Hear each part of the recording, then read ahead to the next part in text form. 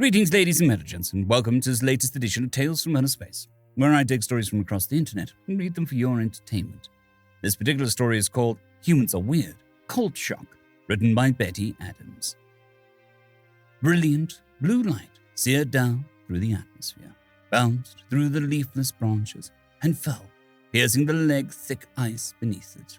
Around the edge of the small ice field, mounds of dry, fluffy snow formed a perimeter where a clearing process had pushed what had once covered the pond. First Aunt felt her antennae twitching against the flexible covering that protected them from the ultraviolet rays. She was mostly certain that the symptom was psychosomatic.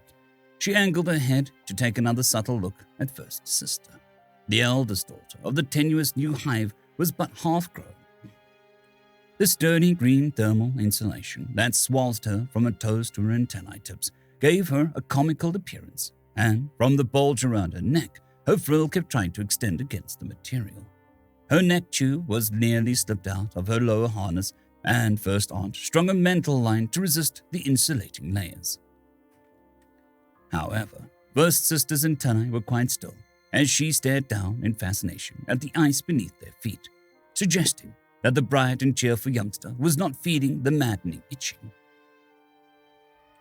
While First Aunt mulled over this, First Sister rotated her body and waved her arm vigorously over her head.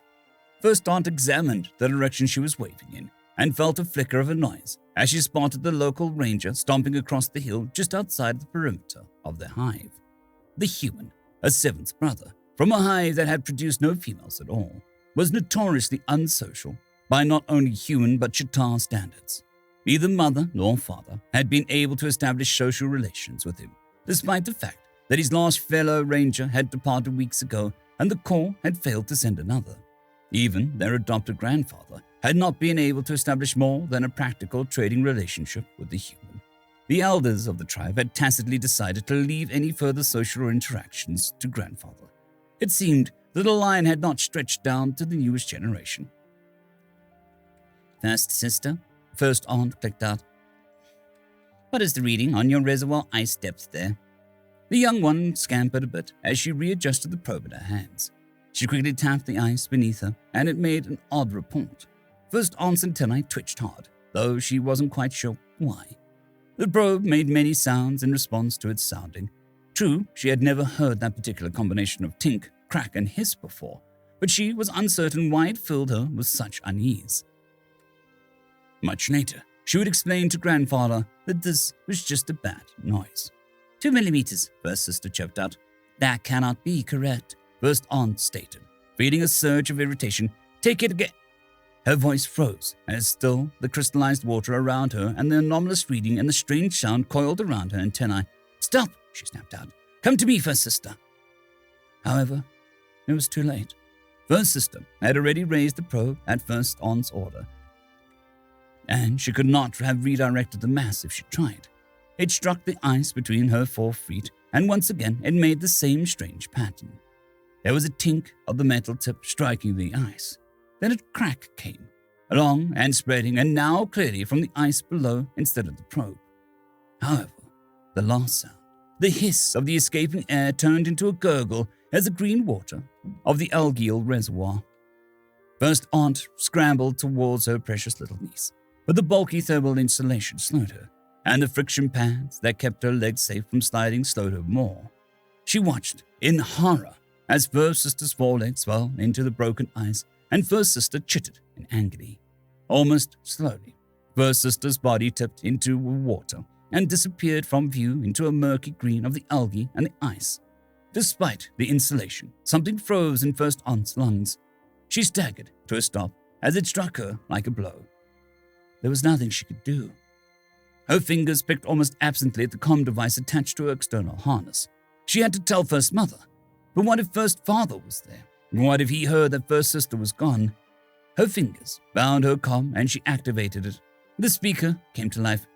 "First cousin, First Aunt," Third Mother called out, ending with an unprofessional chitter of amusement at a mistake. "What is your status?" First Aunt opened her mandible to answer, but something she'd been vaguely aware of had suddenly forced itself into her cone of focus. The human ranger had suddenly cut off his trail in nearly 90 degrees and had begun sprinting down towards them with long loping strides that lifted his feet cleanly off the snow. He had cleared the perimeter hedge by simply vaulting over it and begun running over the pond towards the spreading green cracks, speeding up with every stride. He now began to shed the massive insulating layers he wore, dropping them on the ice in a colorful trail. By the time he reached the hole where First Sister had disappeared, he was wearing nothing but the thinnest of wicking layers. He never paused as he reached the hole. Instead, he leapt in, feet first. "First Aunt," Third Mother was demanding in frantic clicks. "What is going on? Why did you—" "First Sister fell through the ice." First Aunt was suddenly able to move and speak again. The hissing chitter of horror came over the comm. First Aunt was scrambling towards the hole in the ice now as a faint sprout of hope bloomed in her frill. "Human's seventh brother has gone in after her," First Aunt explained quickly. A chatter of frantic voices came over the line. I can't understand you," First Aunt snapped out. "Please have Second Aunt come out to the heavy mass transporter, and all the able-bodied cousins, aunts, who can fully insulate themselves." There was an abrupt silence from the other end of the comms, and then Grandfather's soothing old voice came in. "The orders have been given," he stated. "Now can you tell me—" But First Aunt cut him off with a frantic chitter. First Sister, at least her body, suddenly burst out from the water, held aloft in the massive hand of a human. With a mighty heave, he tossed her out of the greenish water and onto the hard surface of the ice, where she lay curled as tightly as if she had been hours dead instead of moving freely and joyously only moments before. First Aunt ran up to her and gently rotated the small body. "First Sister is out of the water," she said into the comms. "She's cold as stuff." "What about seventh brother?" Grandfather cut in. Recalling the human, First Aunt tilted her head back to get a focus on him. For a moment, he dipped down into the water. Then he surged upwards and flung his hands onto the ice. His entire body writhed as the trunk-like legs thrashed, and only slowly but surely came out of the green water to lay flat on the ice. He's out of the water too," First Aunt stated. "The mass transporter is on far storage caves and will take some time to reach you. But it's on its way," Grandfather said, his voice soothing with relief. "How is First Sister?" "She isn't breathing," First Aunt exclaimed, resting her hand on the young one's abdomen.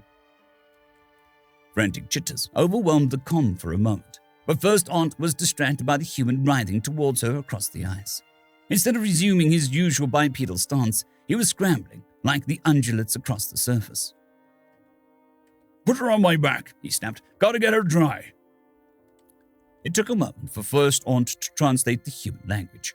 It was never her strongest achievement, but when she did, she obeyed instantly. Rolling the uninteresting form up onto the broad flat surface of the human's back.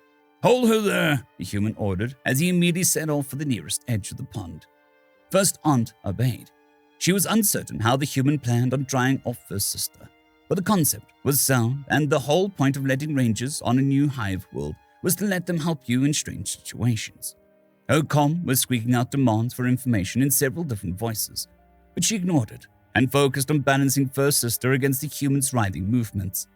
They reached the edge of the algae pond, and the human surged up and flung himself into a berm of powdery snow.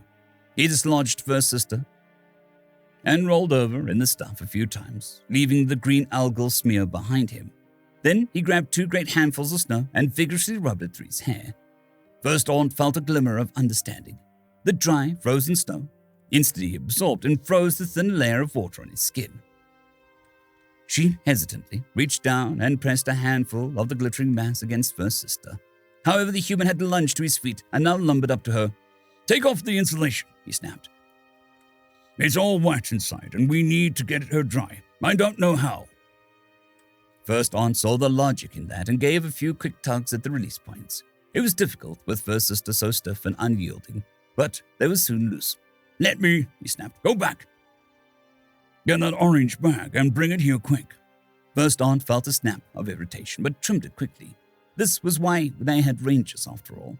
She moved as quickly as she could across the ice, while keeping an antennae curled at the human. He quickly but carefully divested First Sister of the insulating gear she was wearing and spread it flat on the snow. He had the sense not to abrade First Sister's membrane with the ice crystals, at least.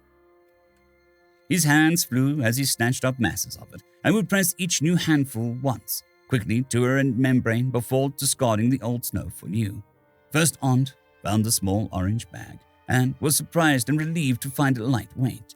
She hurried back to the human, whose skin had now gone from brilliant red to white and was beginning to turn blue. "Pull the tab," he ordered. She did, and the thing jumped out of her hands and rolled to a flat section of snow. There, it rapidly expanded into a domed enclosure with a clear band that allowed light in and out. The human heaved his body up and through the markings that indicated the entrance, pulling First Sister after him. He arranged his body so his folded legs provided a fairly large surface and set First Sister's body on this. He reached up and squeezed a cylinder that extended from the top of the emergency shelter, and it dropped down. First Aunt recognized this as a portable heater. The human hunched his thick torso around First Sister and spread his arms. First Aunt realized he was focusing all the heat on the little body.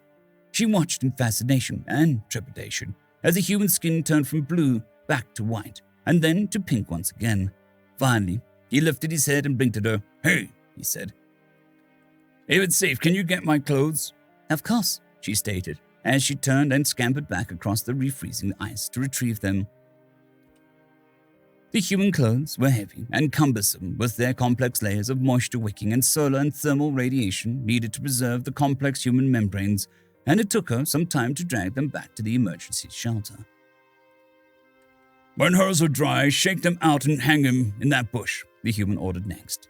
First Aunt had to stare at him for several long moments before she understood that he meant First Sister's thermal insulation. Again, it was a sound idea. The dry snow had indeed removed all the moisture from the layers, and First Aunt found it easy to shake the excess snow off of them. By the time she could see the mass transporter floating towards them over the snow, with the towering form of Second Aunt perched on the main seat, and several others clustered behind her. "Hey!" the human suddenly shouted, and a completely different tone in his voice. "She's twitching." Sure enough, First Sister's antennae were beginning to move, and her body was uncurling from the tight, death-like shape it had been in, and First Aunt felt her lung expand for what felt like the first time in hours. End of story. I'd quickly like to thank the T5 peeps: Cold War Boomerwaffen, Severin Cerberus, Bushmaster 177, Henry the Red, Caspar Arnholtz, Cold War Boomerwaffen, Elijah Silvercross, Dragzoon WRE, and Severin Cerberus. Thank you very much.